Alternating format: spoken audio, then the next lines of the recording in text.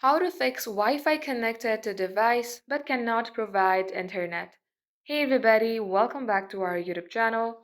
In today's video, let's go ahead and fix your Wi-Fi connected to your device but no internet problem. So without any further delay, let us get started.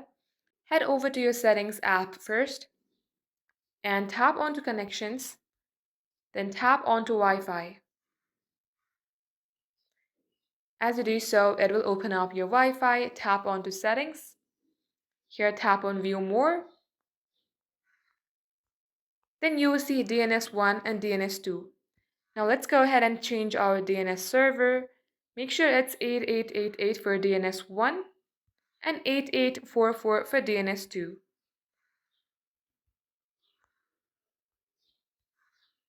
Once you do so, let's go ahead and save it.